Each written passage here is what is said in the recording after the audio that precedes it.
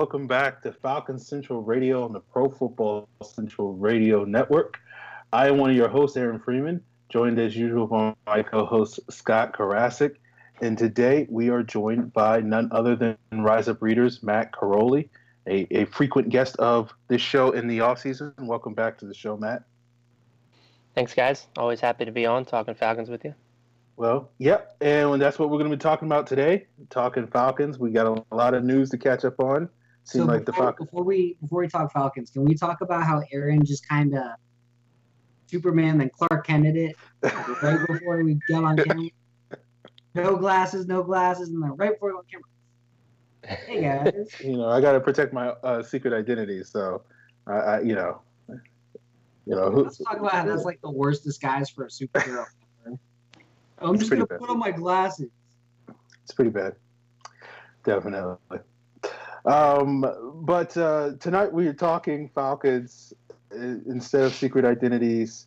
Maybe we can get into that into the mailbag. But we got a lot of news to catch up on. Julio Jones ended his holdout after we talked about it quite a bit on last week's show. We got a contract extension for Jake Matthews. We got some possible contract extensions coming in the days, weeks, months ahead with guys like Ricardo Allen and Grady Jarrett. We'll talk about the futures of Andy Levitre and Tevin Coleman as well, two prominent impending free agents. We'll also talk about what happened in these first couple of days of training camp since it kicked off on Friday. And, of course, we'll be answering all you guys' mailbag questions. So let's jump right into it. Let's talk about Julio Jones ending his holdout. Now, we had Corey Woodruff on, and a former and current, I guess, I don't know what Corey's official status is at Rise Up Reader, but an associate of Matt's over there. And we sort of took different viewpoints. Scott was like, it's going to be over in a couple of days. I think Corey was like, it'll be like a week. And I think I was like, maybe it'll take like 3 weeks until the regular season. But it wound up being like the next day, basically, that Julio Jones and the Falcons were able to come to an accord. It sounded like from everything the Falcons have said since training camp started that, it was never in doubt as much as it seemed to be in doubt to all of us on the outside. But Matt, what were your thoughts on that whole Julio Jones situation in terms of the holdout being a non-holdout? I'm just glad it's in the rearview mirror at this point. I was getting really tired of having to I was on the side of, give the man whatever he wants. I think he deserves a new contract. I don't think the whole precedent deal that was the major, roadblock of the whole matter, I think that's a non-issue to begin with because we're dealing with a very special player, a future Hall of Fame type player, and I don't think precedents apply to those types of players. So that was my point all along was, there's 8 guys, and now I think with Stephon Diggs' extension being announced today, there's 9 players making more than Julio Jones on a per average basis. I think that's ludicrous. Julio needs to be right up there with Antonio Brown in that 17 million, 18 million range. And hopefully what the Falcons say, they're going to take care of him in 2019. Hopefully that holds true. I would imagine that was part of the agreement to begin with this little pay bump that he got in 2018 was that, hey, we're going to take care of you in 2019. So hopefully that's on the docket after the 2018 season. But I'm just glad it's over with. I'm glad he's here, and I'm glad there was no holdout really to begin with because of it. Scott? I mean, basically they just adjusted him and they gave him some money today. Like, chill out for a year. We'll move some money around that doesn't even actually affect your contract. Yeah, I mean, this was a situation that should have been easily resolved given sort of what the Falcons could have done in this situation and given him that Antonio Brown-like bump. And so I guess the concern became when that didn't seem to be happening on the eve of training camp. It seemed like, okay, then how is this situation going to get resolved? But it wound up being that whole situation got resolved. So I certainly can buy it that the team was not necessarily concerned about it, but certainly you get, a source here saying this and a source here saying something else, and it seems like there's a lot more conflict going on behind the scenes. But happily that we don't have to, do this show talking about Julio not being at camp, and he is going to be there, and presumably they'll take care of it, next year. Maybe that's on a permanent basis. Maybe that's another 1 year bump. We'll find out. I guess we'll be talking about that 12 months from now, and seeing what goes on with that. But not a whole lot else to be said about the Julio situation. Let's talk about the one guy that did get a big contract, Jake Matthews, who was going into the final year of his rookie contract, a 5-year, $75 million extension. I haven't heard any what the guaranteed money is. We saw Taylor Lewan got $80 million over 5 years for $50 million guaranteed. I'm sure most of that guaranteed money is not guaranteed at signing, but we'll see what the guaranteed money on Jake is. And now he's, I think, the third highest paid offensive tackle in the league on a annual basis behind Lewan and Nate Solder. So there you have it, Jake Matthews. Well, and his deal wasn't truly a 5-year, $75 million deal because it's going to tack on to the end of his current. So basically, his deal is going to be spread over 6, and the Falcons are going to have him on like a 87.6 or something like that over 6 years. So it spreads out a little bit more. They're able to do both signing bonus, option bonus, like they did with Sam Baker, because that's their most common way they do contracts. A little bit of an old school way, but it works to spread the cap at towards the later years. And I think we're going to see the first 2 years be like $9 million, so more cap this year, and then probably like a 11 to 12 million hit next year, and then it'll start getting big, which is what they tend to do. They do smaller first 2 years, bigger the last part of the contract. They even did it with Ryan. He had first, I think, 3 years of his contract with lower hits, and then it all gets kind of pushed to the last 3. But those last 3 years are 2021, 2022, 2023, when the new CBA comes out. Yeah, I mean, Scott took the words right out of my mouth with the contract structure. I think that's exactly it. I mean, it's probably going to be like a 3 to 4 year deal, and they can have an option then in year 5 or 6 when Jake's 30, 31, if they want to get out of it, or, depending where he's at at the stage of his career to restructure. But yeah, I mean, it's to be expected, and it's good that it got done, and it got done as soon as it did. That was kind of the only surprise of it all. And now they're moving on. They're saying Ricardo Allen, Grady Jarrett are next. And I mean, it's a great feeling to be a Falcons fan right now, because when guys like this get signed, that means you have good players to begin with. And we're just seeing the benefits of the last couple drafts. I mean, I guess it started in the 2014 class when Devontae Freeman got his extension. And then, you got Jake Matthews getting his, and then Ricardo Allen from that class is next up, and then Grady Jarrett's next from the 15 class. So you're finally seeing the fruits of Dimitroff and that front office's labor coming together. And I mean, we're seeing it with the Vikings now with all their deals. So it gives you hope that with all the extensions that the Vikings have given out, that Atlanta can do the same and keep this ball rolling. There you have it. Let's talk about the next guys on the horizon. We heard reports on Monday that Drew Rosenhaus, Ricardo Allen's agent, was in Atlanta on Monday, potentially to sort of accelerate talks there. You also saw a report from Vaughn McClure of ESPN saying that he didn't think a deal was imminent, but it does, one could imagine that the Falcons could be fairly close with getting a deal done with Ricardo Allen. In addition to, whatever the timetable is on Grady Jarrett, what are your guys' thoughts on sort of in terms of, we can now speculate a little bit on both these players' deals, but what are your thoughts on what sort of price tag these guys will come in on, and, maybe what you think is a good price tag for them or whatever, and then sort of how it affects their long-term future with the team? I mean, seeing those two guys getting long-term deals, I think Ricardo Allen's the one that's going to get the bigger of the two in terms of just cap hit early on. But I think Jarrett's going to get the overall. think they're going to try and front Ricardo until, like, oh, well, he's good, he's good, he's good. Safety drop off here, he's done. Get him out. Kind of what they did with Thomas. And then Jarrett's going to be like, he's going to get better as he's a defensive tackle. They can last forever.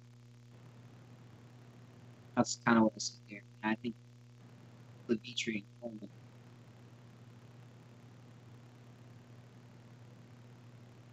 Matt, what are your thoughts? Yeah, I'm a little surprised to hear Scott say that Ricardo's going to get more. In the early part. You're talking about 2018 cap hit. I still think Grady's is going to be a big cap hit. I think he's looking at like a, Malik Jackson or Jarrell Casey type deal. And I think that's probably what, I think, Aaron, you talked about this on Twitter. I think that's probably what's going to hold up his deal a little bit, is there might be some uncertainty of the market for him as far as where he's at as a player, because he's just getting to the point where he's becoming something truly special. I mean, we saw it last year, but last year was that first year, whereas Ricardo's consistently kind of been a good player. So I think his market, it's kind of fairly cut and dry. I think, Spot Track had him at like $6 million to $7 million per year annual, and I think that's pretty reasonable. So if he might get a 5-year, $35 million deal. And I think that's why I think that his deal might actually, which I didn't think, as most people know, I didn't even think Ricardo's was going to get an extension to begin with. I'm happy to be wrong about that. But now I think that because his market's fairly certain, you'll see his deal probably come in before Grady's, and Grady's could be a middle of the season type deal in the neighborhood of 5 years, $70 million, or maybe even north of that.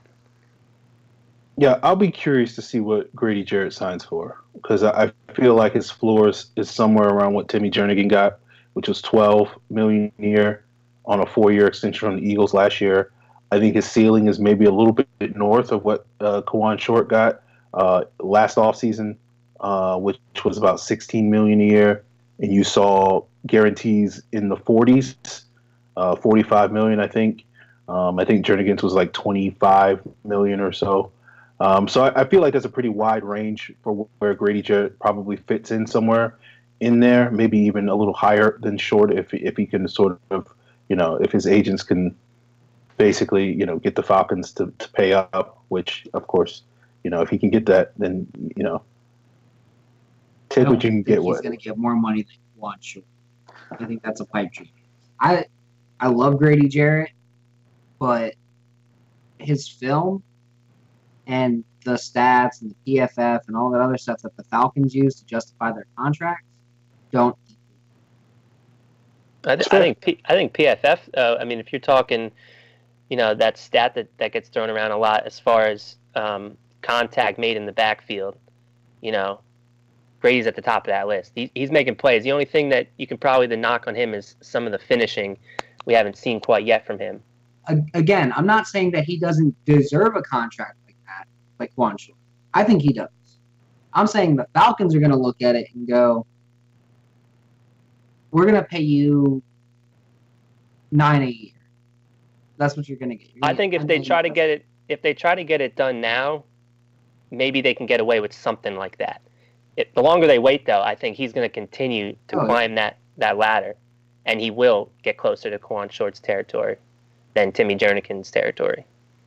The longer they wait. I completely agree there. I'm just saying, they need to push for it now when they know they can get over that $9 to $10 million range, versus at the end of the season, say he gets an 8-sack season and he's blowing up backfields because teams are so focused on everybody else, and he's got McLean and he's got Sanat in the middle just eating those doubles, so he's getting one-on-ones all day.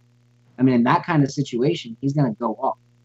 I think this year he's going to go off. He's going to have a ridiculous year, and people are going to be like, man, we didn't pay attention to Grady Jarrett. He's the best defensive tackle. It's not Aaron Donald. That's how good he could be. Mm-hmm. Yeah, I mean, and Dimitroff even made a comment during that open practice on NFL Network saying he hopes to get these done now. He doesn't want to have to focus on contracts during the season. So, I mean, I think that's his goal, to try to get both of these done by that last preseason game. But I mean, we know how things can sometimes go in negotiations. But yeah, I totally agree with everything you said there.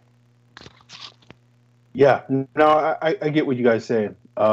Given these last couple of weeks where I've been basically pretending to be certain high-profile Falcon players' agents, all I would say is if I was Grady Jarrett's agent, I'd be like, I want to be the highest paid defensive tackle in the NFC South. And so I would want for Kawan short money. And like if the Falcons don't give it to me, then I'd be pretty confident that somebody's going to give it to me this offseason. So like I feel like if Grady Jarrett wants that type of money, I don't think the Falcons really have a choice but to pay him that type of money. And like if I'm Grady Jarrett, I'm like I want him to be the highest paid defensive player on the Falcons roster.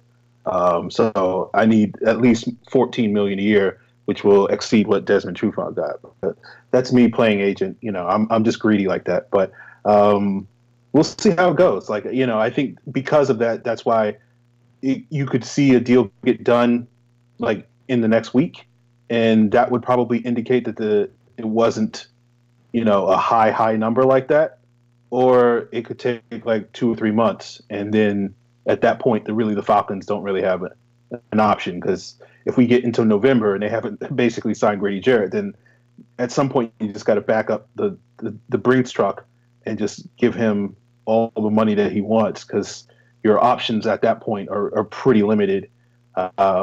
So we'll see what happens. Good for Grady Jarrett, good for the Tuggle family and their extended family, and certainly given the circumstances where Grady Jarrett got drafted, where his house burned down on draft day. If he can get that money, then certainly God is in his favor and whatnot. So we'll see how that goes with these extensions. As for the other key free agents going into the 2019 offseason, you do have Andy Levitre, you do have Tevin Coleman. Scott, I can't believe that you left off the incomparable Josh Harris off of this list as guys that are definitely in line to get big time. I can't even say it. Josh Harris is going to set the market on long snapper, right? He's going to set the market. Yeah, what's going to be like? Because long snappers don't last more than like 6-7 years in the league as it is. He's going to have the highest contract ever signed for a long snapper. What's a record-breaking contract? $1 million a year. Yeah, give me numbers, Scott. 1.25 is $500,000 signing bonus.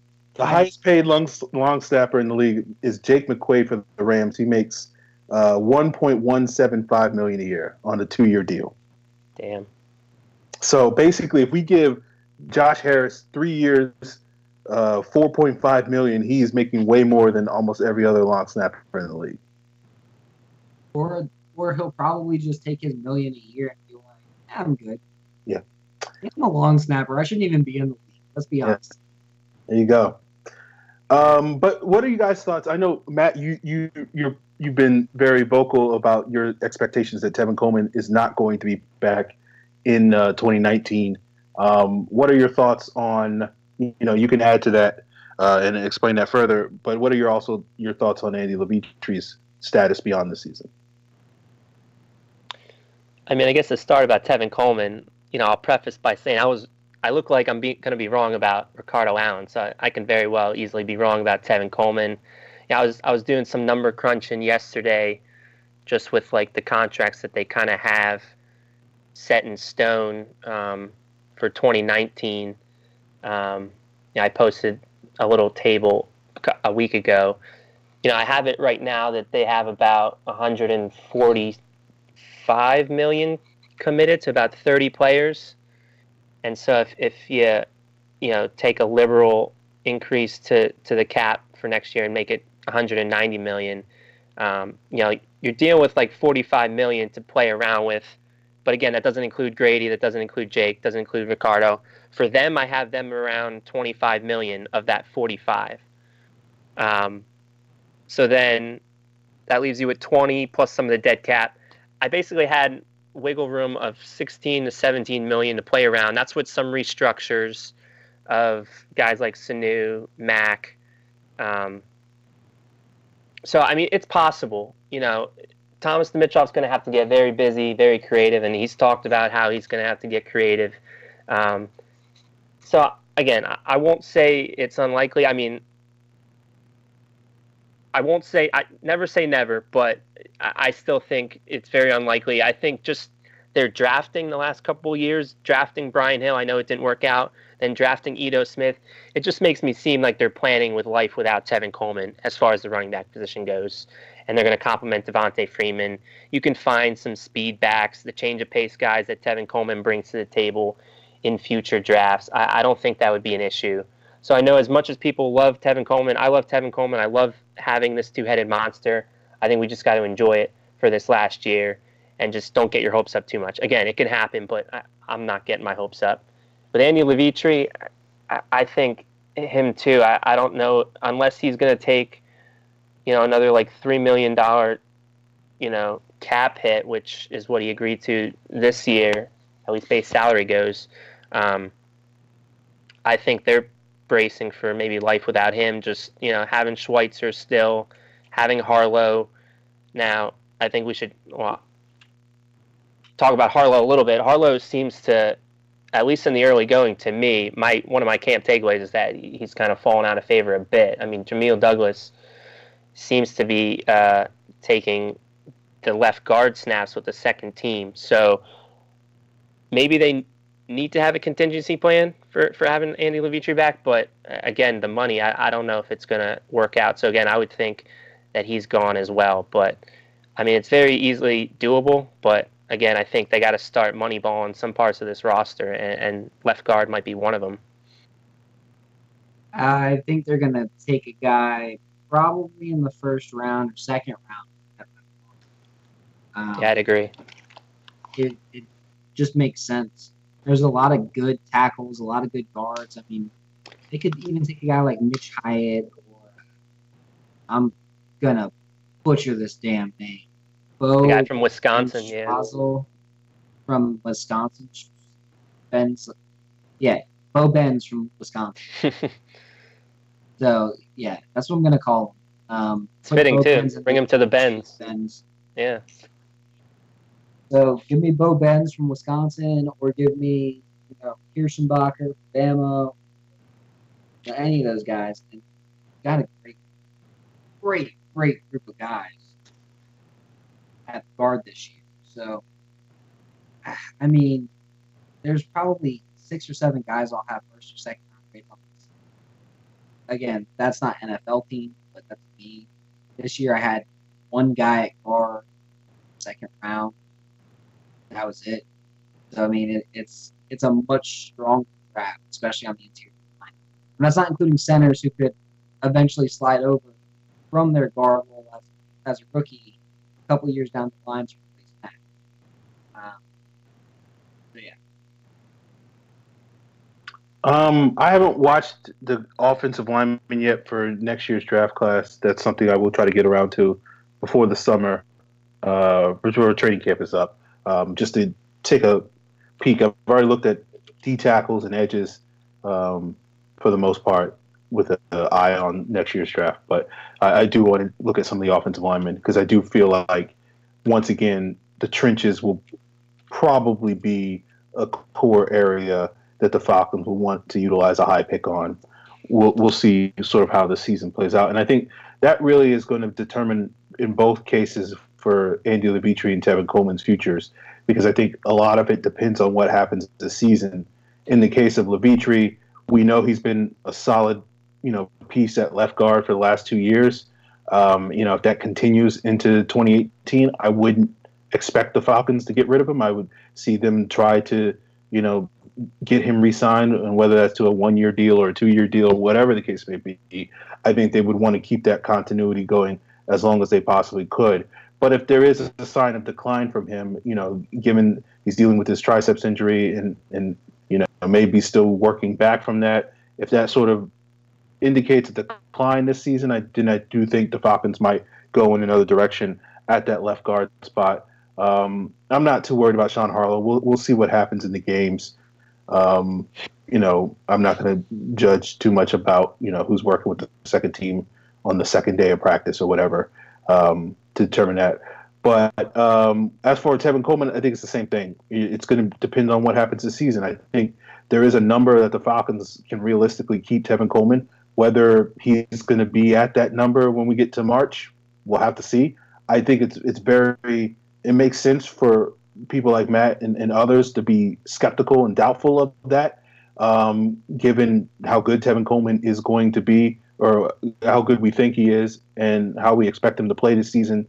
And given the need for quality players like him, there is a fairly reasonable assumption that he'll get paid more money by another team to be whatever they want him to be than what the Falcons are going to be willing to give. But I don't necessarily think it's as sort of inevitable as this sort of slam dunk. It's definitely going to happen. The Falcons drafted Ito Smith. That means that they have no intention of keeping Tevin Coleman. I think Ito Smith is more of an insurance policy than anything. And if they can keep Tevin Coleman at a good price, then they'll do so. And all of that depends on what happens this season with Coleman. I think a lot of that happens with this season with Freeman, so to a certain extent, with Ito Smith as well, and what the running back market is going to look like next March. At this point in time, it's hard to predict. We've seen Todd Gurley really make waves there. We'll see if Le'Veon Bell makes bigger waves next year. But then after that, it's David Johnson, who probably you assume will get franchise tagged if he's available. But then is Tevin Coleman the top dog in that free agent market? Maybe. Maybe he's not. Then again, that all depends on what happens this season. So I think with these two guys in particular, Levitre and Coleman, and to a lesser extent Josh Harris, depending on what happens this season, I think will determine what their markets are going to be like in a couple of months. Okay, that's all the cap and free agency talk. Let's talk training camp. We've only been, 4 days of practice so far, so not a whole lot to glean from. So far, the Falcons have indicated that their fullback position, their kick and punt returner position are going to be rotational through the early going of training camp. And so those are two positions, or three positions, I guess, technically, that, I wouldn't expect any sort of movement as far as like a clear front runner to emerge until we actually get into some games. But I think, as there always is one or two spots on the roster that go down to that last preseason game, I think it's a good bet that those three spots will probably be, those spots. So we'll have to see how that develops. But, some things that have gotten some people buzzing, certainly not me because I hate all things Falcons, kidding. But Foye Oluokun has been getting a little bit of love from Dan Quinn as a guy that, I think he was asked, name somebody that people haven't really heard of that is impressing you or something like that. And he mentioned Foye Oluokun and his ability to impact on special teams and, his intelligence and all those sorts of things coming on defense. I will give you guys the floor to discuss your new favorite 2018 draft pick in Foye Oluokun. I've been a fan of his. I went and rewatched a lot of his film from Yale. The more I watched, the more I started seeing this one guy, just kind of this comparison of this one guy kept popping out to me. And it was Coy Wire. Just so good in coverage. Gets washed out a little bit against the run at times. But so damn good in coverage. And he's good on special teams company. Yale used him on special teams all the time. And he's just so good. He's a former safety. He's at one of those Ivy League super smart schools, just like Stanford was by Wire. Yale and Stanford to me are top. I mean, both guys super smart and just he flies around the field. Everything that you hear from practice is matching up with everything that you would expect to see. So I'm excited about him. I think he has a real shot long term to challenge for some week 7 linebacker snaps, especially in the nickel. Pat?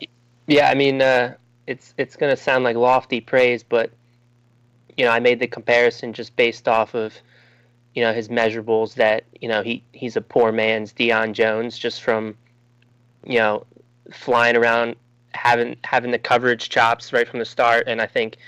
Scott mentioned him being a former safety. I mean, I think that's going to bode well for his transition to linebacker. I mean, that's what Dan Quinn and his staff seem to covet in linebackers. They prefer coverage over, the run-stopping abilities, and he is going to struggle there a little bit, like Deion Jones does at times. But I mean, it's a passing league. The game's evolving. Dan Quinn and the staff are seeing that, so they'd rather get as many of those guys as they can and try to be a front-run ball club and get out to leads and then just shut down teams' passing games. So that seems to be their blueprint.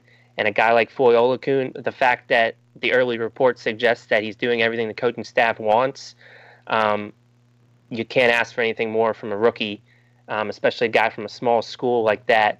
So, I mean, I pumped the brakes on him possibly beating Duke Riley out. I think the reports saying that he was swapping in and out with Duke are mainly just the next step of their coaching, where they just want to give him, more tests to see how he answers that call. I still think Duke's in line to be that starter. I mean, the preseason will tell us a little bit more about that. But I'm not saying Duke won't start.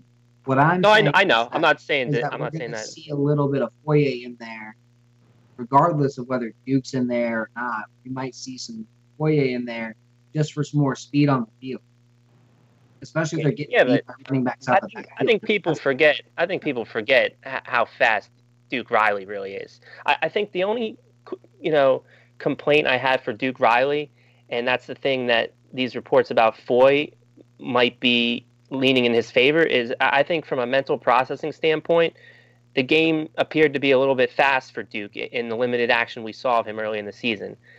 Foy, it seems like, is picking things up quickly, at least maybe from a special teams aspect. I don't know. I mean, from a defensive aspect too, I guess they're saying that as well.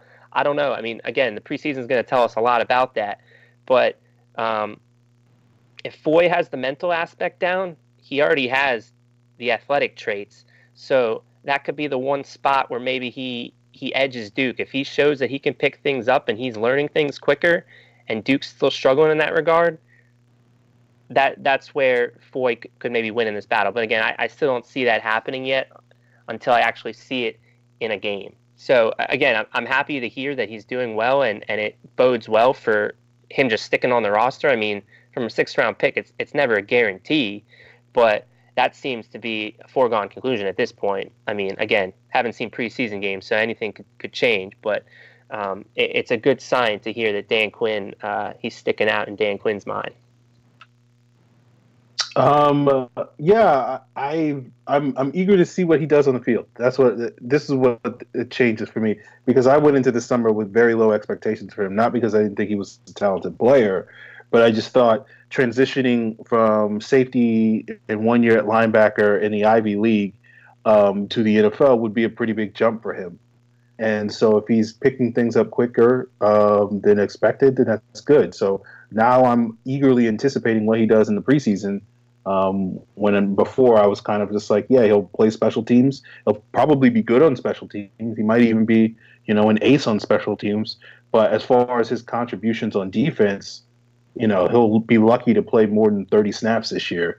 So if he's, accelerating, he's moving through at an accelerated rate, then I'm eager to be wrong on that if that's the case. But this has now put a little bit more anticipation on what he does on the field. I hope he kind of lives up to some of the hype that he's been getting these last couple of days from certain sectors. And to pick up on something you said, Matt, like I don't think people realize. I think Duke Riley's the best athlete the Falcons have at linebacker. Like I think he's.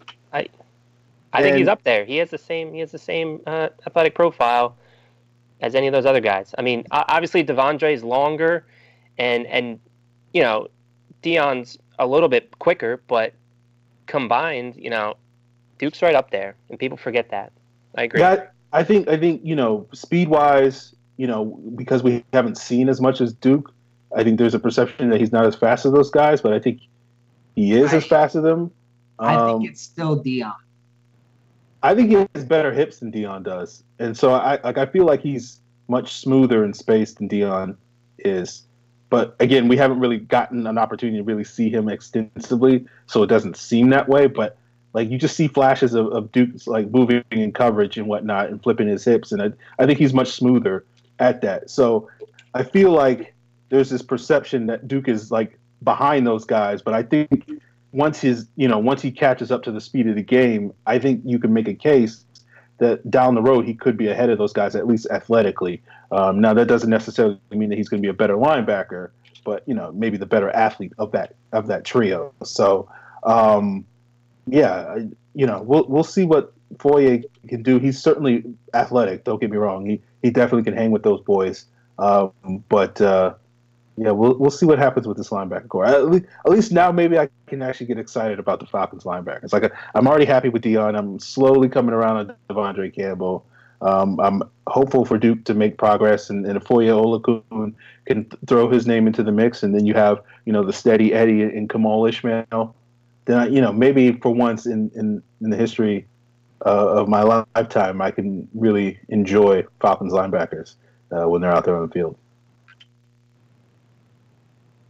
All right, guys, that's it for training camp stuff. Sorry we don't have much more insight. It's just the first couple of days of training camp, not a whole lot. You don't have any major position battles other than really the fullback and the return specialist. So we'll have much more to say about what's going on with this team, as we get further along dealing with stuff. But let's jump into the mailbag. Our first question comes from Slim Gator at South Life Gold on Twitter. He asks, how could Sark improve specifically in the red zone?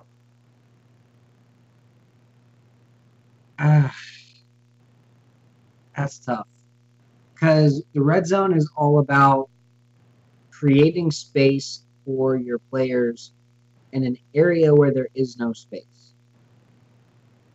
It's like trying to find the empty spot in like a packed movie theater, basically. That's about the same size space that you have with red zone.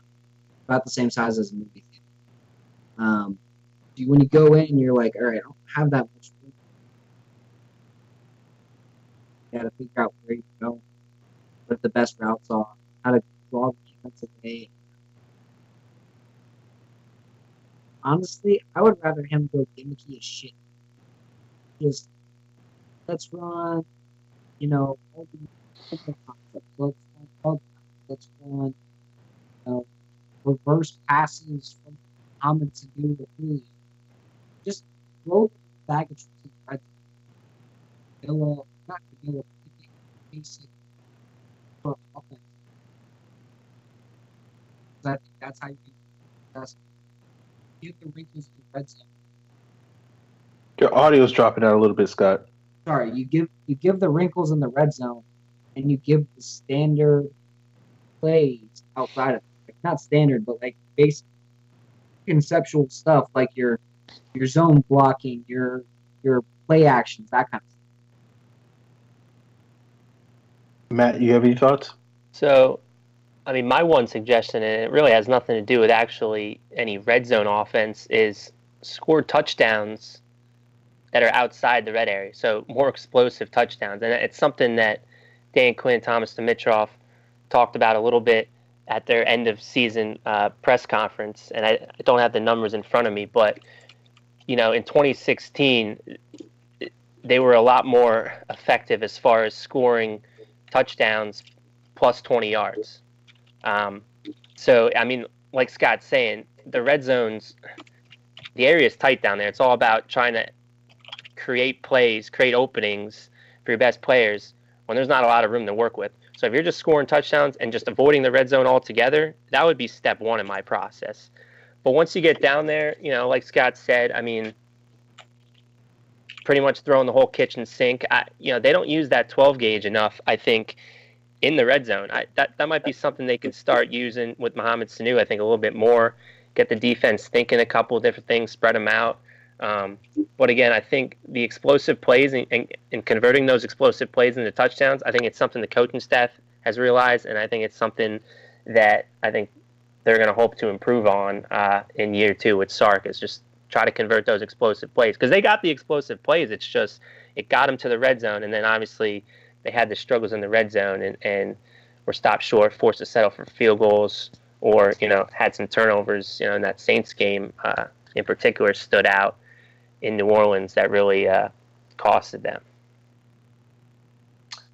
Yeah, someone asked me a question about Julio and his red zone usage back in like March, And one of the things I wanted to do this offseason was to really dial deep on the film study of that. I never got around to it. So my answer probably won't be as good as it should be on this question.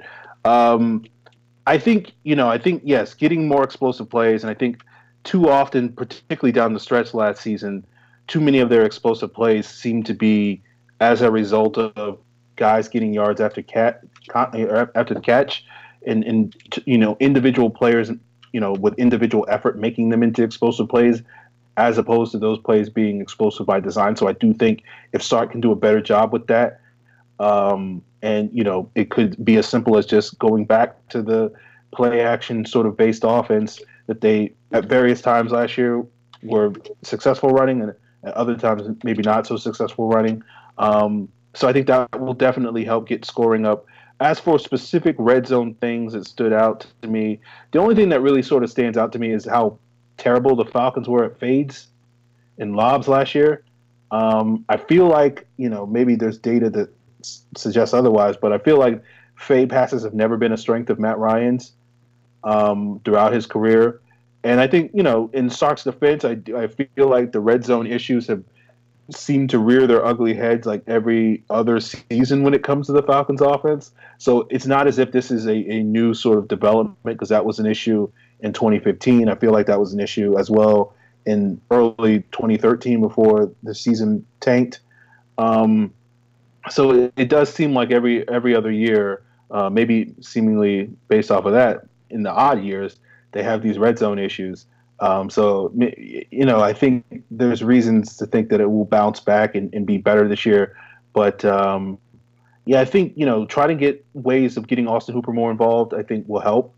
When your red zone offense is basically Sanu or Julio or running the football, I think that's a limiting factor. I think if you can find ways to get each individual component of your offense involved and be a threat, and force teams to have to defend the entire field, even in that condensed space in the red zone, I think that would be beneficial. So I think those are sort of the vague things that I would say to try to get things in terms of getting the red zone back on track. But sorry, I can't go into other specifics because I didn't watch enough film. Sorry. So I was able to find those numbers from that press conference. So they had 19 plays outside the red area that scored a touchdown in 2016, compared to only 7 in 2017.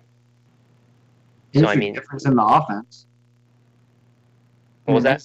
There's the majority of your difference in the offense. That's 72 points. That's 5 points a game. Exactly. Well, they dropped like 11 points a game, so there's a little bit more to account for. Well, it's almost a touchdown every 3/4 of a game. So that they lost because they didn't get touchdown outside the red area. So that's... Yeah, but didn't we... I don't know about you guys, but didn't we sort of expect the normal regression would be a touchdown loss a game? Yeah, but they went down 2 touchdowns. Yeah, exactly. Oh, okay. They went down 11 points. So what we're saying is that 5 points a game that they lost gets you to that normal regression that we would have expected. If you put that 5 points a game on those 12 touchdowns outside the red area back into the offense, they're 5th behind New Orleans, Philadelphia, and Houston and LA last year, which would have been fine, especially with how their defense was only allowing 19.7, which was good. You're scoring 27, you're allowing 20, you're probably going to win 12 games. Okay. Yep. Evan Birchfield asked, for the people criticizing the Falcons for extending Jake Matthews, can you explain to them why it was necessary? Because Sam Baker, because Lamar Holmes, because Will Spitek. Do we want to have Austin Pastor playing left tackle? Do we want to have Matt Gono playing left tackle? Do we want to have J.C. Hassenauer playing left tackle? And if some of these names you're going, how is J.C. Hassenauer? He's like third string center, but it's adding my point. Like, we don't want guys that nobody really knows who they are playing left tackle. We want a guy who got taken 6th overall, has put in 4 years of above average play, and I would dare to say he is, because right now the EFC tackle. Jake Matthews is a top 10 left tackle. I would find it hard to find 9 guys. Honestly, it'd be hard to find that many guys. These guys are better than Jake.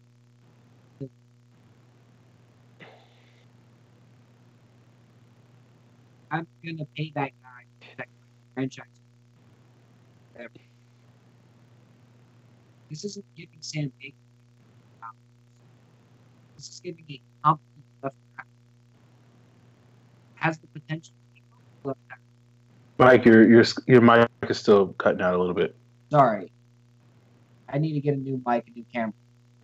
All right, so we're talking about going from a shit left tackle like Sam Baker to a good left tackle like Jake Matthews. Right?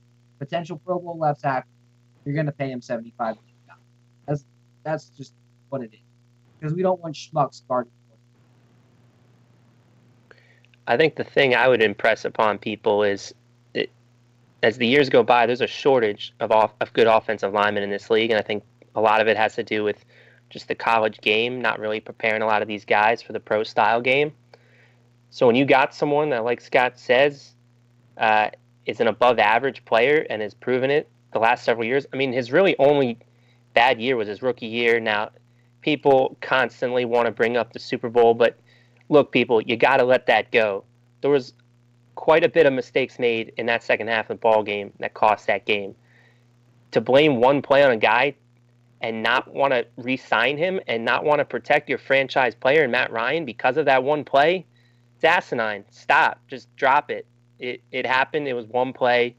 Jake Matthews is an above-average offensive lineman in this league. He's still on the rise. He's only 26 years old. Like I said, his last 3 seasons have been above average play. I mean, look around the league. Can you find that on the free agent market? I mean, look what the Carolina Panthers did with Matt Karoly. I think that's the best example you can bring up. They thought that they could replace their left tackle. I guess, was it Jordan Gross that they tried to replace with him? Is that who? I mean, it was Jordan Gross, and then it was Michael Orr, and then it was Matt Karoly. Yeah. Okay. So they thought they could take that route, and it's backfiring on them. So that could have been the Falcons if they didn't pay Jake Matthews. And I'm glad it's not. It was the right call. It was the right move. And, again, Jake Matthews is going to get better. So, I mean, that's a great thing to hear when you got a 26-year-old guy who's only going to get better, protecting Matt Ryan's blind side for probably the rest of Matt's career. So, needed to get done. Glad it did. It was the right move. Yeah, I mean, Jake's issues happen when he gets hurt. He was hurt his rookie year. He was hurt in the Super Bowl. People forget that he was hurt pretty much the last 6 weeks of that season, and even though he had made some progress in the playoffs, he still wasn't playing at 100%. So when he gets hurt, that's when the real issues sort of come up. But I think sort of on the lines of what Matt was saying, it's like the reason why you pay Jake is because the alternative is not a good alternative. Because you look at it and you look around the league and you're like, okay, well, if you want a good left tackle, you almost always have to spend a top 20 pick on that guy, unless you're going to, find the next Jason Peters and the next Teron Armstead. Generally speaking, it's very hard to find good left tackles outside of the top 20, 25 picks, just because of the premium place of that position. It's similar to pass rushers. If you want a good pass rusher, you're almost always going to have to find that guy early in the draft.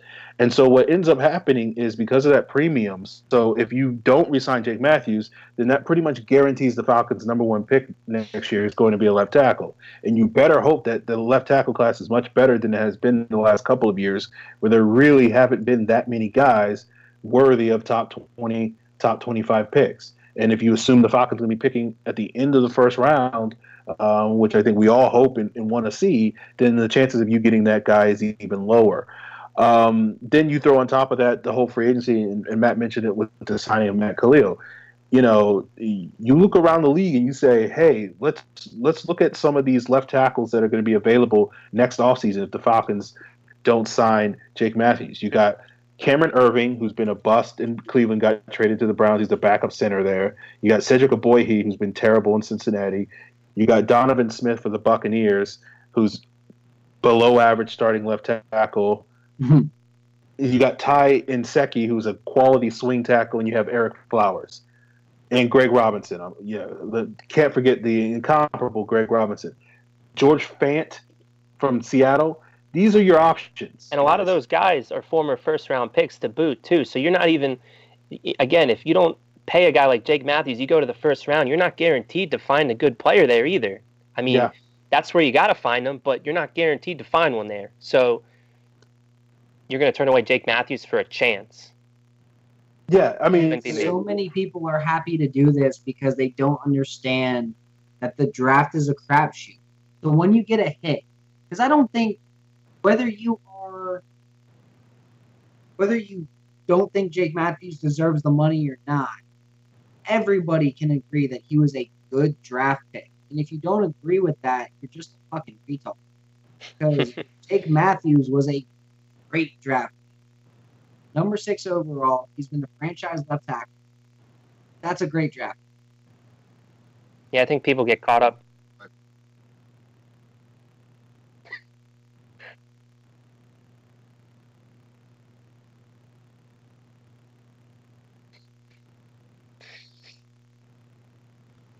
Thank you for that. Jared Bell here. He's also a free agent. So basically, Jared Bell here, who has in at least the last couple of years in Arizona, we'll see what he is in Denver this year, has not been better than Jake Matthews. So he's another free agent that you could sign potentially next year. So he's on the wrong side. Honestly, the only reason the Falcons should even consider Bell here in any way is if they're like, oh crap, out. And he's like 32. He's going to be 32 next year. So yeah, there you go. So I mean, like it's a conversation I have a lot about several Falcon players. You don't have to like the guy. Like if you want to hold it against Jake about the Super Bowl, then be my guest. I'm not going to sit here and go into your living room and tinker with your brain to forget your thought process. But at the end of the day, you have to understand that from a economic standpoint, it makes the most sense to quote unquote overpay Jake Matthews if that's how you feel that it is, than to basically just say, oh no, we believe that you're only worth, $9 million a year, $11 million a year, $12 million a year, and so paying you 15 is too much, and we will draw the line there, and so therefore we're going to go all in on a rookie first round pick that may or may not be good, or some mid-level free agent that we're just going to go cheap on, And again, like it would have been different in the days of Sam Baker, because Sam Baker was unreliable due to the injuries and the fact that when he was playing, he wasn't that much better than backups like Will Svitek. So going cheap at that position in 2013, at least in my mind, made a lot more sense than going with the Lamar Holmes or going with some other option then, because Sam Baker hadn't proven outside of maybe 1.5 seasons over 4 or 5 years that he was a better option. Jake Matthews has steadily improved each year that he's been in the league. He's had some hiccups. He's an above average to good starting left tackle. He's not elite. He may not, in certain people's eyes, lived up to being a top 10 pick. Whatever, doesn't matter. But the bottom line is he's a good player that, at least for 75% of the season, gives you really solid, really strong production from that left tackle position. And so the drop off from him to a Lamar Holmes type, to a Jared Veld here, to a Eric Flowers type, I don't think a lot of people sort of really appreciate that. So not to sit here and say that you should be happy that the Falcons, if you want to be miserable about the Falcons signing Jake Matthews, then that's your choice in life. But it certainly, you can't necessarily criticize it as a bad decision on the Falcons' part. It makes all the sense in the world. You just got to think, you basically just got to get out your feelings for a minute and, think about it logically. Okay. Lee, at fan since 1988, asks prediction on how much the Falcons will be running 11 and 12 personnel versus last year, and do you think Calvin just takes over Julio's role when he's on the sidelines this year? I think we're going to see a lot more 11, a lot more 12, because Zobert's apparently having a great camp. The Falcons do really well tight end sets, Matt Ryan, and then 11 personnel is going to be the bread and butter for Calvin. I don't think he got in the first round. Regardless of what, you're going to see 65, 70% of the time. And yeah, he'll probably be on the field. There's 12 personnel that 13 ones that Taylor Gabriel used to. Scott, your mic is once again messing up. Oh my God, Ryan! you get on these rolls, and it's like that's only when you have nothing to say, your mic is fine. But when you get on these rolls,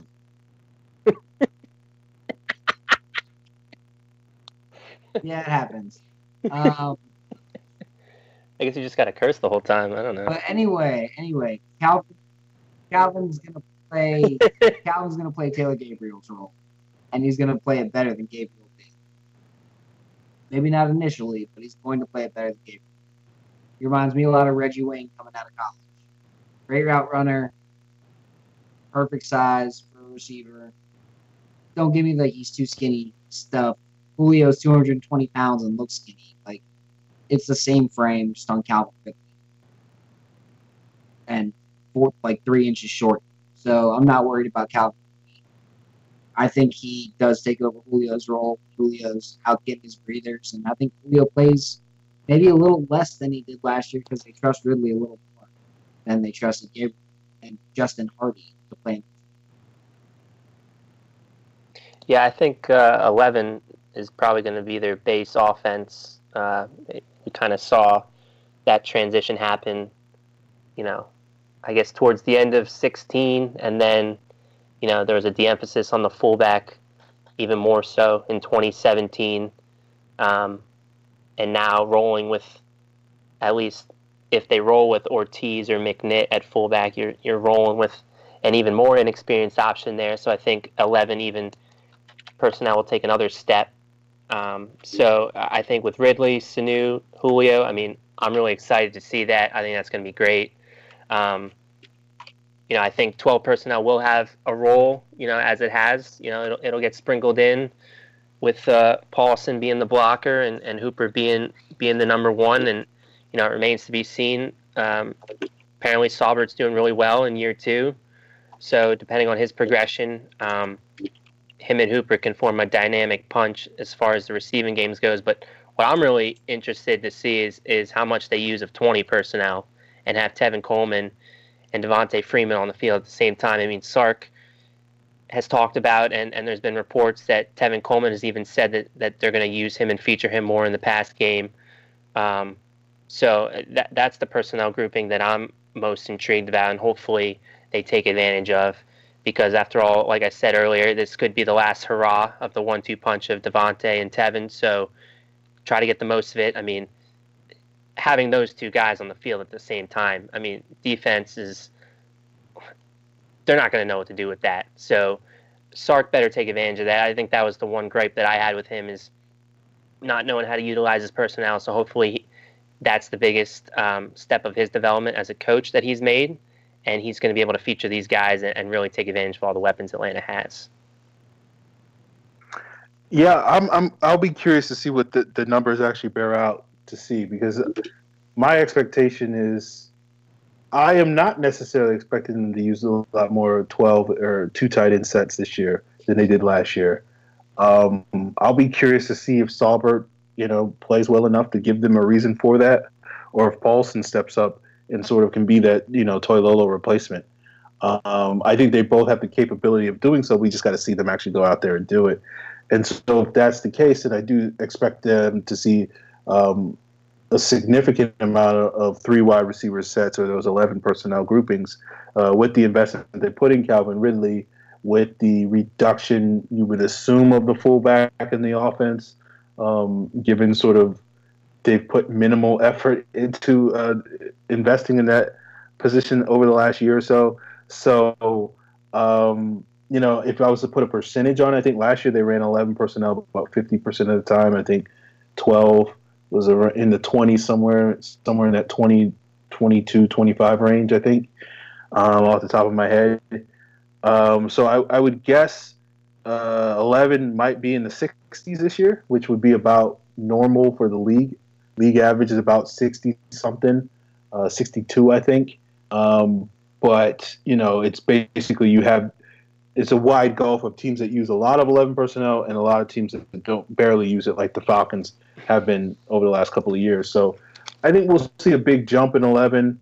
I think it makes the most sense for that to happen in terms of getting the most usage out of the best players on the field. And now that Ridley's on the team, and yeah, I think the two running back sets with Coleman and Freeman, which they often was their 20 personnel grouping last year, I think we'll see a lot more of that. That was probably the one personnel grouping that Sark sort of focused the offense on that wasn't necessarily a focus under Shanahan. They barely used that under Shanahan, and they used that quite a bit under Sark, and I think that's going to go up this year just because of how effective it was throughout last season.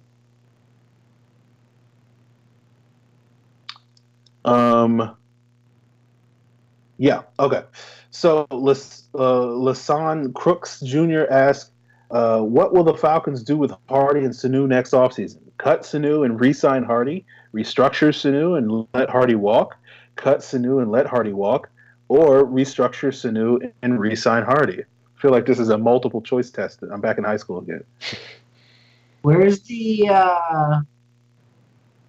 I think they're going to restructure Sanu and try to re-sign Hardy, but Hardy's going to get a better offer elsewhere.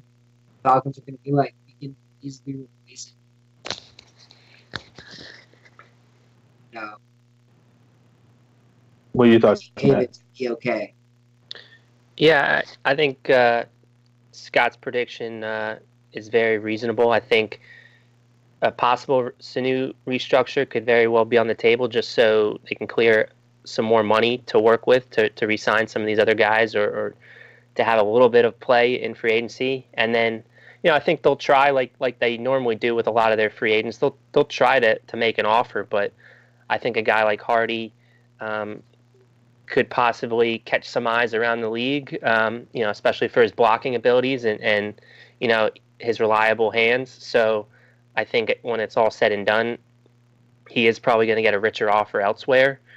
But a lot of it has to do with this season, I think, with all these contract talks. I mean, if for whatever reason Sanu takes a step back, I don't foresee it happening, or if Hardy takes a step and he really impresses maybe as a punt returner, which is what I see him being this year for the team, I mean, maybe they want to flap contracts and save a little money and move on from Sanu and keep Hardy. So all those options are really on the table. A lot of it has to do with this season, but I think the most likely one is, keeping Sanu and Hardy gets a rich contract elsewhere.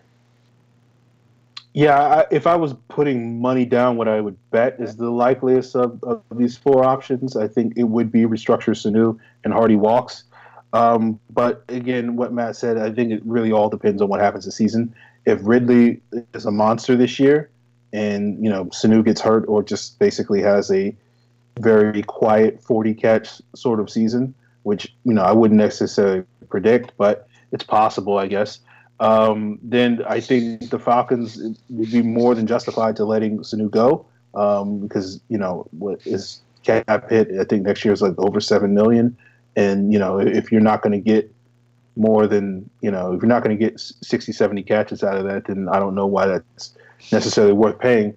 And I think Hardy can do a lot of the things that Sanu can do in your offense. But, we haven't really gotten an opportunity to really see Hardy get extensive reps outside of the second half of his rookie season.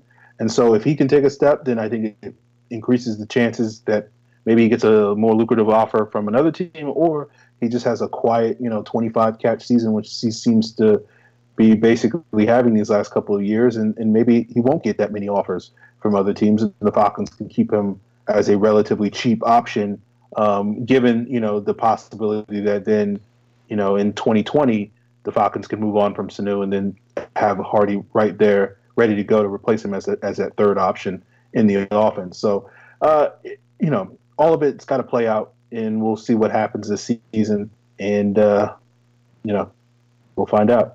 I think the one thing I do want to add on Sanu, where I don't necessarily agree that Hardy can do everything Sanu can do, is I think Sanu's arguably been the Falcons' most consistent red zone threat since he's been here. I mean, I know obviously we have Julio, but Julio's touchdowns get talked up quite a bit. That's a different conversation. I don't want to get into that, but I think again, Sanu's the big body aspect of Sanu, what he brings in the red zone. I think that's going to be tough to replace unless Austin Hooper shows that he can be that guy. Then maybe they can move on from Sanu. But until they do that, I don't think replacing Hardy with Sanu will necessarily give you some of the things Sanu can down in the red zone.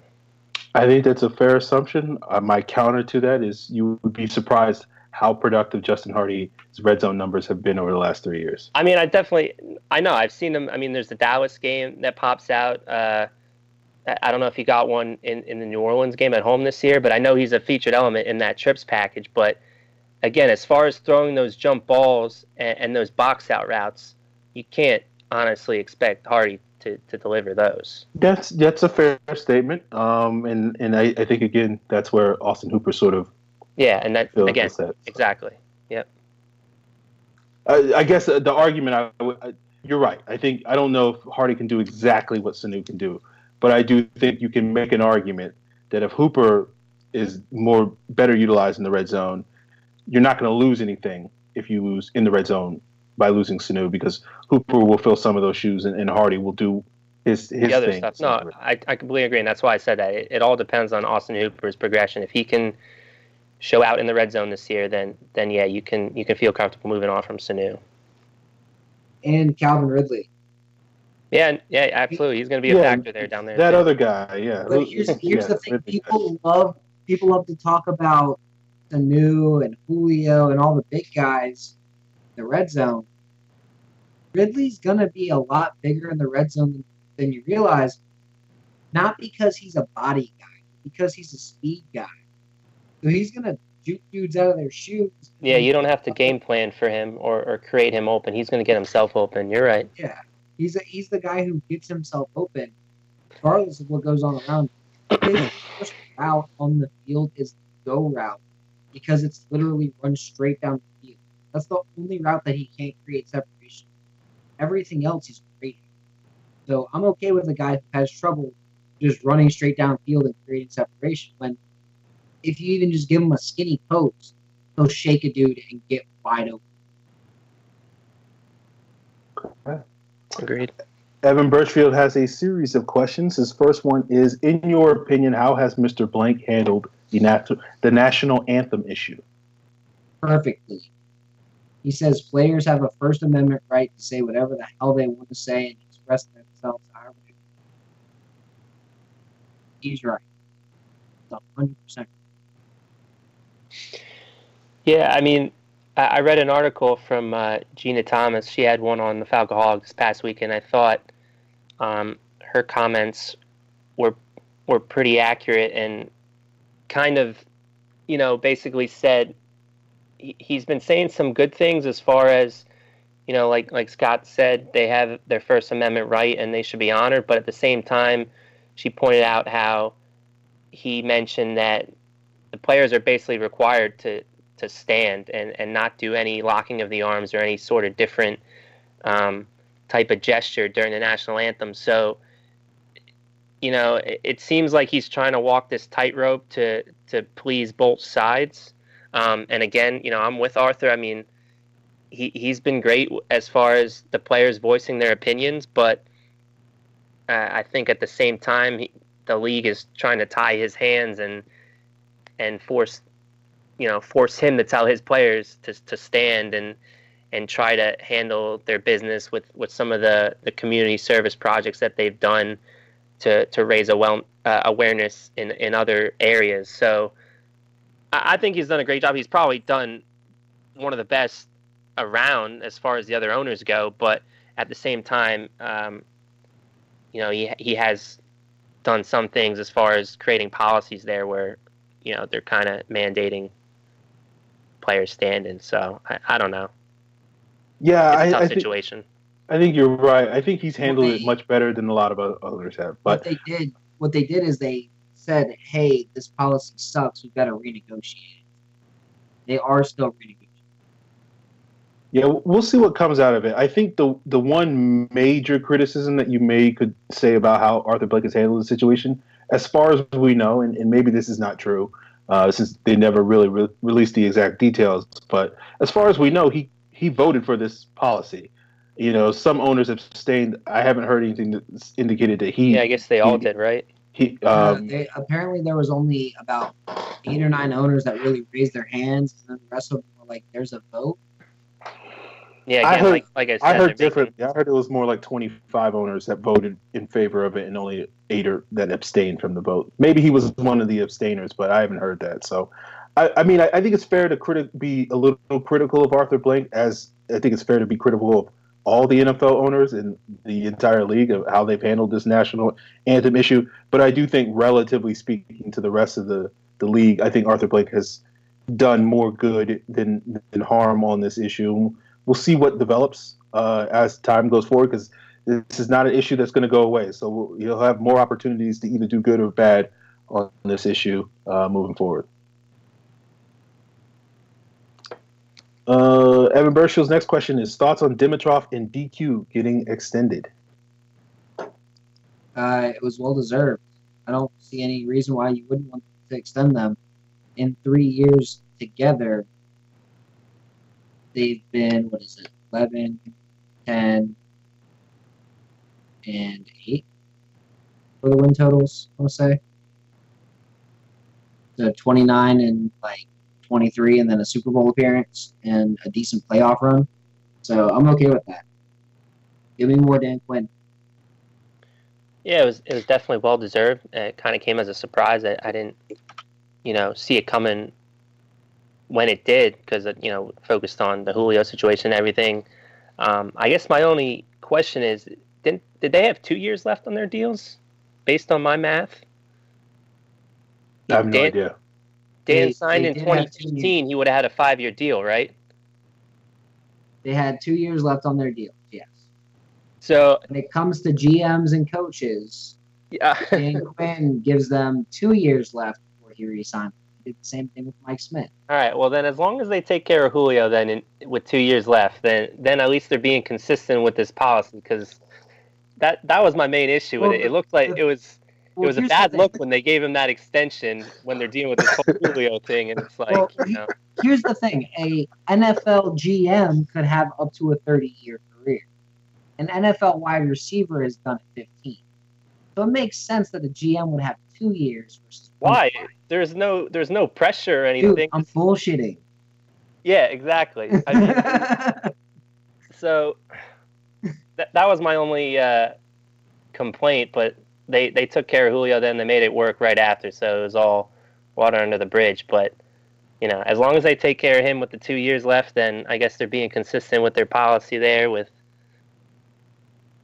that whole stupid precedent. Hopefully that word gets thrown away sometime soon. I think it was Julio wanted some guaranteed money for this year. Like, hey, what's this going on? Well, I mean, we just don't have the cap to throw money at you right now, is what they were telling me. It's like, all right, got it. But give me guaranteed. I mean, it wouldn't have been a big bump, though. Like, it wouldn't have been a big bump in 2018. They basically just be adding 2 more years to a new deal. Like, they could have made it work. But again, the whole 3 years left. They could add 3. They could have added 3. Yeah, it would have added 3 or 4 based on what I was calculating as far as increasing it. For max CBA, they could have added, because it's the current year plus 5 after. The way that it works. Are you talking about what they're adding to the 2018 cap hit? The max that they can add for the CBA is a 6-year contract. Oh no, I'm talking about what would have been added to his 2018 cap hit. 3 or 4 million is basically what I would have thought a new deal would have generated. They could have done that if they wanted to, but whatever. They added like maybe $15,000, $16,000. They actually saved like 33, but 33,000. It's nothing. Yeah, 33,000. It was cap neutral, like they said. Is nothing. Yeah, so whatever. As long as they take care of him in 2019, I'll be a happy camper. Okay. Your accent throwing me off, dude. Because you're a big Falcons fan. It's like this dude with like it's not Buffalo, but it's not Jersey either. Like, well, I'm from PA, right? So. Okay. So that's why it sounds like a mix of Buffalo and Jersey. Okay. Perfect. Yep, right in the middle of there. So. Pittsburgh. There you have it.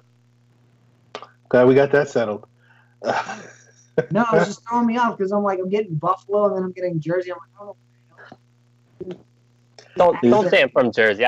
No one in PA likes Jersey people, so don't say I'm from Jersey. But I'll take Buffalo if you want. Don't say I'm from Jersey. I've never met a person that I didn't like. So. All right. I used to date a girl from Buffalo. But anyway. Aaron likes everybody from Buffalo too. All right.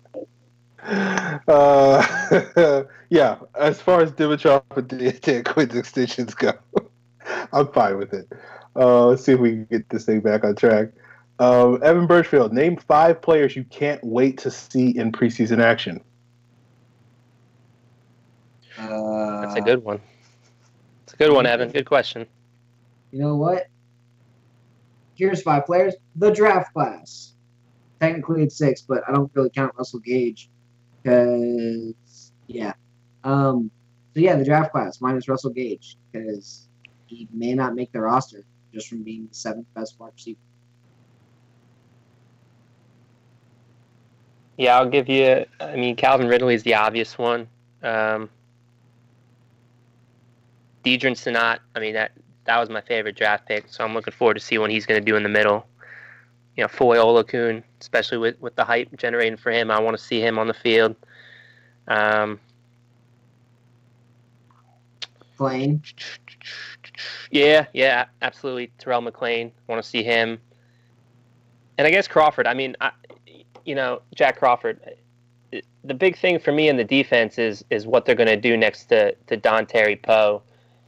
Or, sorry, what they're going to do to fill Dontari Poe's shoes.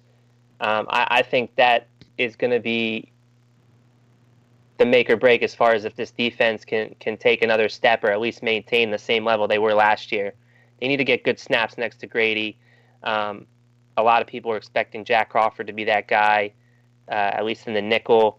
I'm not necessarily thinking that's going to be it. I think, I'd bet more on Terrell McLean or Deidre Sinat, and I'm hoping Deidre Sinat can come right out of the cannon, guns blazing.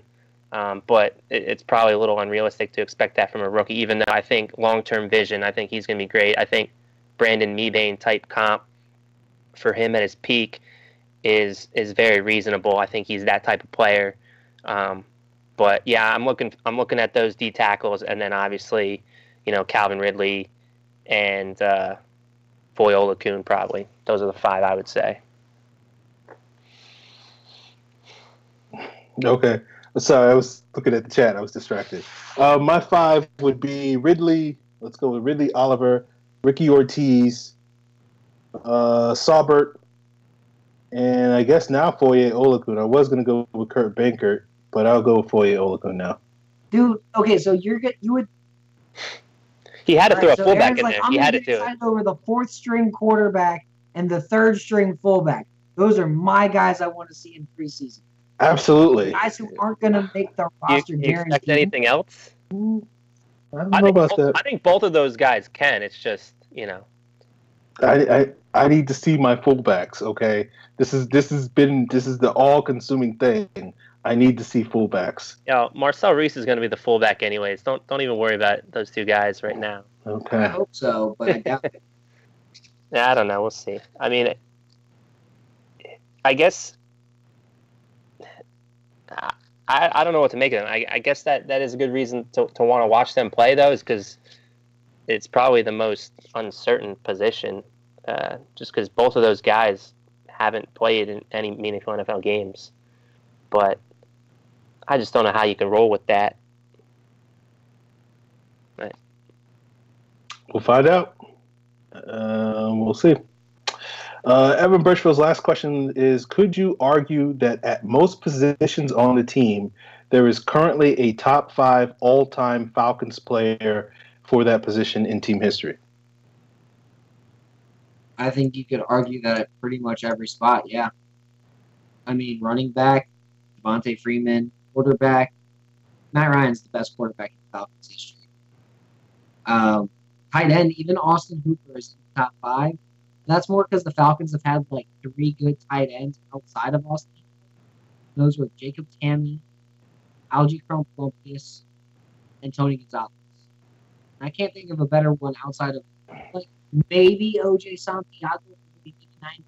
Even then, like no, that's like no. Wide receiver, obviously. Jake Matthews is one thing the Falcons have is a lot of good offensive line, but I would argue that Jake Matthews is back behind Ken.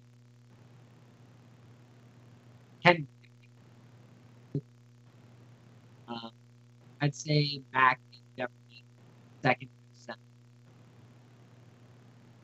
Right up there. I'd say he's number 1. Huh? I'd say he's number 1. I know it's been early. It's only been 2 years. But it was a beast back in the day. It was just all the players were doing it now. I watched the linebackers play over. Ooh. Yeah. Not fun. And then guards. Atlanta hasn't had a lot of great guards except for like Bill Fralick and Thielman. So a lot of these guys we haven't seen. So offensively, yeah, you probably are looking at a top 5 player at pretty much every spot. Even Ryan Schrader can be argued as the best right tackle. On defense, Beasley, yeah, he's probably in the top 5 pass rushers if you look at a season by season basis. Can he be consistent? Brooks Reed, McKinley, no. Grady Jarrett might be a top 5 tackle. Deion Jones. Falcons have a long history of really good middle linebackers. Tuggle, Brooking, Nobis, Quickendall, like long history, good middle linebackers. Buddy Curry. So right now, I'd say no for Deion Jones, but he's getting there. At cornerback, Trufon's probably the 3rd best cornerback to ever wear a Falcons jersey. And Deion's number 1. And I'd probably say Rabu's number 2. Yeah, I'm trying to sit here, rack my brain. The only positions I would maybe argue is maybe linebacker, maybe DB, just because the Falcons have had a lot of good players at those spots. Yeah. And I don't know. But yeah, I think for most positions, yeah, you at the very least you have someone who's in, you can make a strong case is at least the 5th best player at that position of all time for the Falcons for most positions. So yeah, I would go with you on this one, Evan. I feel like that's fairly true. And even if it's not top 5 all time, it's certainly top 5, at least as long as I've been a fan, which has been 20 years. So, yeah, that may not extend all the way to the 60s, but in my lifetime, yeah, you definitely have a top 5 guy at every spot. If I can, I don't have too much to add with what you guys said, but if I can add on a question to Evan's question, is the greatest Falcon of all time on this roster? Yes. I would say yes. Matt Ryan. See, yeah. And I know people want to say Julio is better than Matt, just overall. But look at the career and look at what happened the minute Matt Ryan got drafted.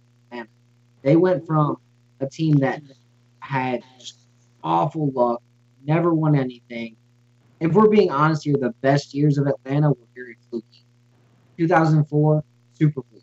1998, super fluke. Like, these are fluky-ass years that we're talking about. And then Ryan comes in, and the Falcons are a consistent winner. And I don't think that's coincidence.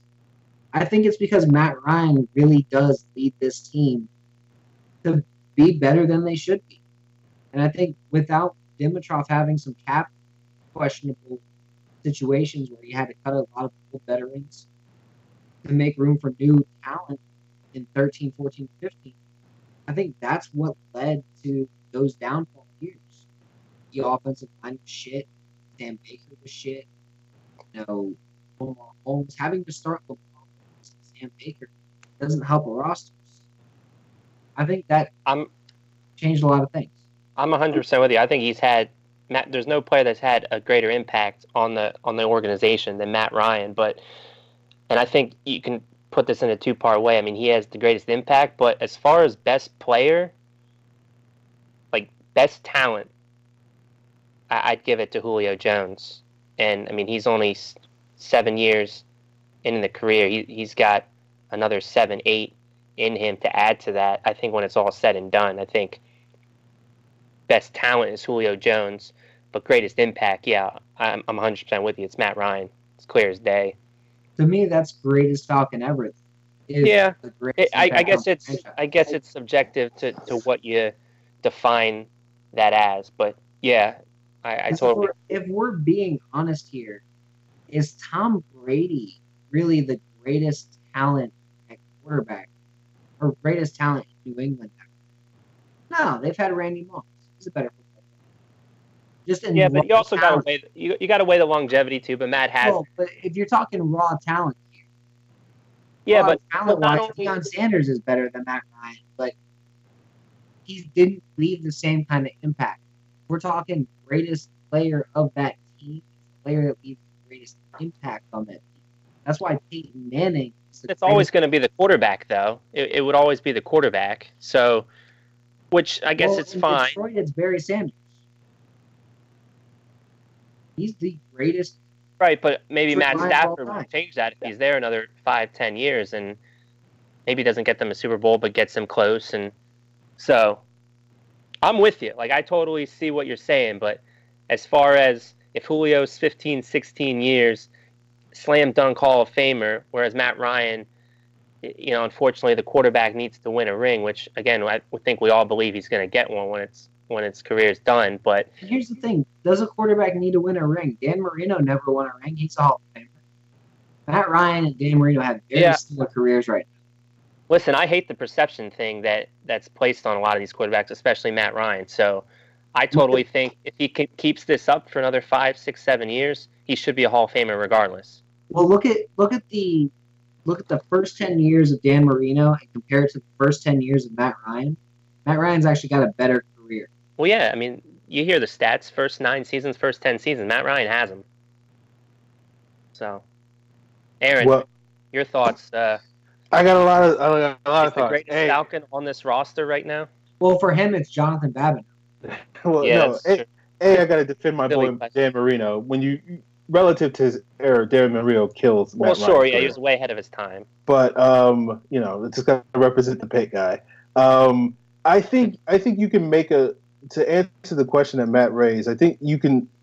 Because I was thinking about this the other day when we were going through the Julio drama, and I feel very confident that Julio is going to be a Hall of Famer when his career he decides to hang it up. Now, whether that's 3 years from now or 10 years from now, we'll have to find out. But I'm pretty confident he will be a Hall of Famer, and I think he's in a unique position, unlike past Falcon Hall of Famers, the few of them that exist, that he will have an opportunity to play his entire career in Atlanta. And I think for that argument alone, you can make a very strong argument that if you're judging it based off of who is a surefire Hall of Fame player, and I think Matt's on to something where at this point in time, I don't think you can say Matt Ryan is, we can get into a debate whether he deserves to be or whatnot, but I think right now I wouldn't necessarily be like, oh, Matt Ryan is definitely making a Hall of Fame at this point in time. I feel fairly confident and optimistic that, over the next 5 to 7 years, he will continue to build a Hall of Fame caliber resume, whether he wins a Super Bowl or not. But we'll see about that. But I think Julio right now, you can definitely say, like, if you imagine he plays another 3+ years in Atlanta, and then, come 8-10+ years from now, is he going to be a definite Hall of Famer? Yeah. And then I think because of that, and because you have other Hall of Famers like Deion Sanders and Tony Gonzalez, who spent large portions of their careers elsewhere, and have other guys that had Hall of Fame careers like Jesse Tuggle and Mike Ken, and Tommy Nobis, that were exclusively Falcons, but may or may not get that recognition over history. Then I think you can make an argument, again, depending on how you answer this question, how you view the best player ever for the Falcons. I think you can make an argument that Julio is that guy, and I certainly think Scott's argument and what Matt piggybacked, that Matt Ryan has had the best career of any player when you measure his impact and all those sorts of things. He's currently on the Falcons roster. So, yeah, I think the answer to the question is yes. It's just whether or not you think that person is Matt Ryan or Julio Jones.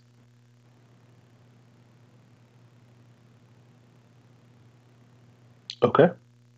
Thought to bring up further discussion, but I guess. Well, the only thing I'd say is I think that's really cool. The fact that right now we're living in a Falcons era, that we're seeing the best of the best that's ever put on a Falcons uniform play this game. So people cherish these times, because we don't know how long. They're fleeting. They might be gone in 5 years. Hopefully not. Hopefully this machine keeps going with Dan Quinn, but you never know what happens in this game. So. Yes, when the Falcons are going 2-14 with their horrible Matt Ryan replacement, that's going to be the time where I thrive, where I can just hate on the team and no one's going to care anymore. It's just going to be just fun, just criticizing. Thomas Dimitroff will still be the GM at that point in time, and I can just get back to what I was doing a couple of years ago, just constantly bashing Thomas Dimitroff. So I look forward to that, unlike everybody else. That's going to be uncharted territory for me, because, I just started kind of covering the team the last 2 years. So when they start sucking, I don't know what our debates are going to be like on Twitter. They are pretty awful as they are. So, dude, it becomes a cesspool. I can imagine. It's a cesspool. I can imagine. 2014. Should we take the time? Should we not take? Should we try to win? Should we not try to win? Are you telling me it's not already a cesspool on Twitter? Every other day it seems like someone's going at someone about something that Falcons related. So, God help us if that happens again, and I'm still on Twitter. I don't know what I'm gonna do. You'll still be on Twitter. Oh yeah, absolutely. I can't quit that thing. I love that app. You saw what Devondre Campbell did to me. I want more of that. I want more players roasting me. Bring it on. I don't even think he roasted you. I think he was just like, yo, dude, I'm Devondre Campbell. I'm not. Yeah. I saw where he was coming from. And, I didn't even mean it in, a non-complimentary way. Anthony Barr is a baller. And, sure, Devondre probably outplayed him last year. But, people forget the peak that Barr reached in his second season. So, if Devondre can get to I know Pro Bowls aren't the end-all, be-all, but if he can get to logging a few of those, I think that's a great ceiling to shoot for, but might be just me. I think he'll be used a lot like Barr was last year. That was the point I was making. They're trying to say Barr is going to be used as a pass rusher and stuff, and just being a jack of all trades, and that was the parallel I was trying to make, is they're trying to do the same with Devondre, which I'm looking forward to. Well, I'm starting to think they're going to try and use tack a lot of the same ways they were using Adrian Claiborne. I agree. And you'll see Devondre, that package where tack was standing and then Claiborne was in the dirt going after it. And then we're going to see tack where Claiborne was, Campbell was back. And they're going to be running that tight split on that outside shoulder of the tackle and just really mess them up. And that was one of my takeaways from, I think it was day one of training camp, is Vaughn made a note that they had that four-man rush where they had Tack and they had Vic and they had Devondre and Grady. And based on his wordage, it seemed like it was Vic and Tack on the left-hand side and Grady and Devondre on the right. Maybe that wasn't the case, but he said that they overwhelmed the offensive line quite a bit in pass rushing drills. So I'm hoping we see more of that. I think that very well could end up being the best four-man rush that the Falcons can throw at teams. I know Aaron would probably say Brooks Reed deserves to be in that discussion. But, I think they need to do that. I mean, get your best four-man out there as much as you can. And that's where Duke hopefully comes into play, and he can take that spot as one of the linebackers in coverage in the nickel, and Devondre can be free to rush. So we'll see what happens. Well, until Devondre develops that spin move, then, he's always going to be fifth best in my heart. But that no cigar spin move, yeah. No, I guess he picked that up from Freeney, right? I'm just waiting for Vic to pick that up. I mean, no, we've seen Vic try to do it. But Vic does not need to spin. His spin move was terrible. It's awful. He doesn't have the balance. I don't even. When did he do that? I don't even remember. He did it his rookie year. He did it in 2016 year too. Yeah, but Vic's best move is that was pre-Freeney though, wasn't it? No, he did some spins early on in 2016 when Freeney was here, and it didn't get better. And then he's just, after a couple games, he was like, all right, I'm not doing a damn spin. I can't do it. He doesn't have the rotational balance to pop a spin like that. But when he comes around the edge like John Abraham and pops the ball out, that's all Vic. That's all right there. That's his move. And so what Abraham used to do was he would rip inside versus ripping outside. That's all he needs to learn is rip inside. That one counter. Yeah, set him up for that. Yep. So juke outside, rip inside, swim, go. That's good. Or I think he can do a cross check. He's got fast enough hands. You just got to learn it from play. Now. Yep. Okay, guys, we got one last mailbag question to wrap up this thing. It comes from Brian at your homeboy Brian on Twitter. He asks, do you guys think the Falcons, Panthers, and Saints players strongly dislike each other in real life? I would imagine Falcons players and the coaching staff don't think highly of Sean Payton after the choke gesture, but I know Matt Ryan says it's more between the fans. Your thoughts? I think as NFL teams, NFL players, they're their own brother. Versus, it's kind of like the Marines and the Army and the Navy, in that when it's them just hanging out with fans, they're NFL players, they're NFL fans. Marines, it's military versus civilians. But within the Marines, within the Army, within all that, Army guys give Navy guys shit all the time. Navy guys give Marine shit all the time. Give Army guys shit all the time. That's just what happens. It's just what they do. I think it's the same kind of thing when you're talking about NFL teams. The Falcons players are going to give the Saints players shit. The Saints players are going to give the Panthers shit. It's just human nature from the male side. We give each other shit. How we show that we care. That, we think we're better.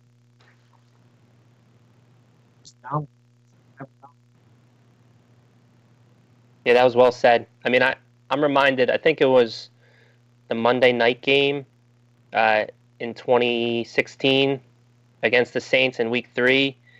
I believe that was, I'm not sure if that was around the kneeling or standing for the flag, but I remember after the national anthem, the Saints players and the Falcons players, correct me if I'm wrong, didn't they come together and kind of like shake hands or had like an embrace of some sort? They just after the national anthem. Yeah, so I mean, stuff like that, like Scott said, I think the entire league as a whole is one big brotherhood, and the players respect each other because they know what it takes to get to this point and to stay here. So, I mean, like they say, real recognizes real, and, when they're on the field, they put that stuff aside, but when it's all said and done after the whistle, I mean, they all respect each other. So the bad blood is mainly just the product of the fan bases and to hype up the games, if you will.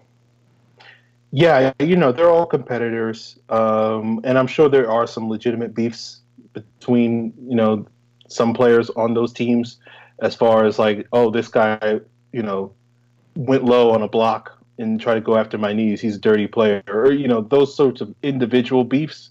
I think probably exist, but as far as just like someone being like, I don't like that, like if Mark Ingram calls up Julio Jones and is like, "Hey Julio, I'm at Atlanta this weekend. Let's hang out." I don't think Julio's going to hang up on the phone on him and be like, "No, screw that guy. He's a saint." Like I think Julio's going to be like, "Hey man, what's going on? What you try to get into?"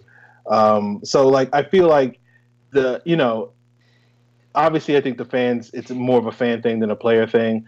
I find it funny that fans sort of feel like it should be a player thing. Like I don't understand how fans can't make that have that disconnect where it's like, oh, this is just a thing that I'm into, this rivalry, and the players don't really care. Like, when a player leaves to go to the other team, they're like, oh, how could they possibly do that? Like, because they gave them a check. Like, that's why they would do it. Like, it's weird to me, like, how fans seem to think like if a Falcon player signs with the Saints, it's like, oh, he's dead to me. He's the worst human being alive. Like, how could he choose to go to sign with the Saints? Because it's like, yeah, they paid him to do so. You would do the same situation. Oh no, I wouldn't do that. Like, yes, you would. Like, if the Saints were offering you $3 million and the Falcons were offering you $1 million, if you didn't take that Saints check, then you're a moron. So it's like one of those things where it's like, I don't understand why fans don't quite grasp that. And most fans, I think, do, but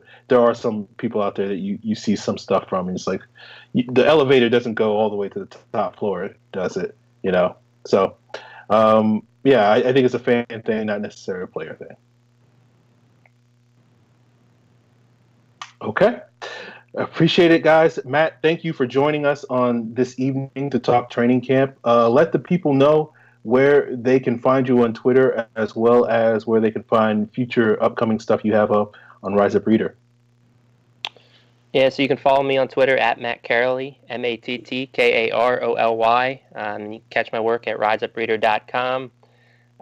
This year I started doing a mailbag piece of my own, competing with a lot of these mailbags on Twitter.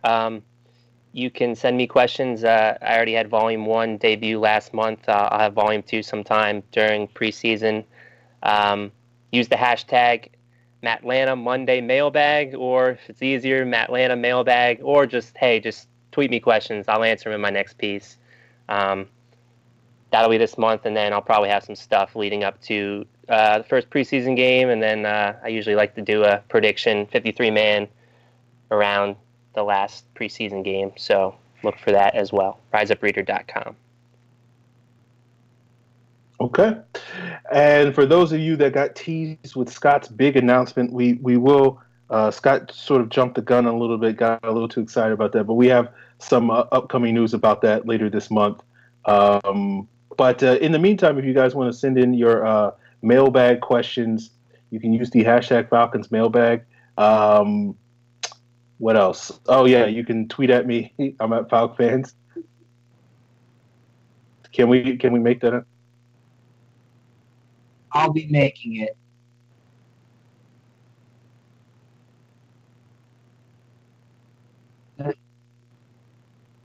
Oh, come on.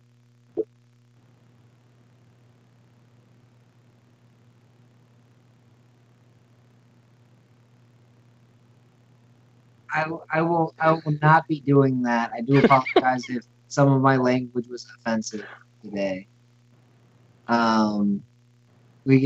We say shit when we get riled up. Anyway, there's a real announcement. We got sponsored by like a real advertiser. Nice. Well, because I can't ever say shit with Brian.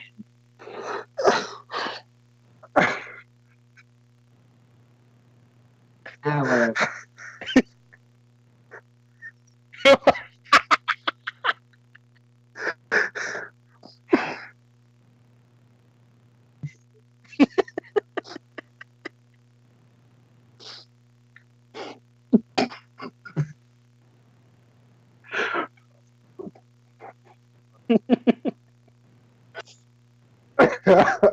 I'm gonna try.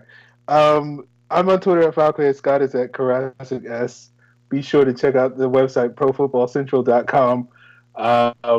Make sure you hit that subscribe button. Make sure you hit the bell icon on Pro Football Central's YouTube page so you can be made sure that you catch us live when we go next Tuesday, as well as Facebook, Falcon Central Radio.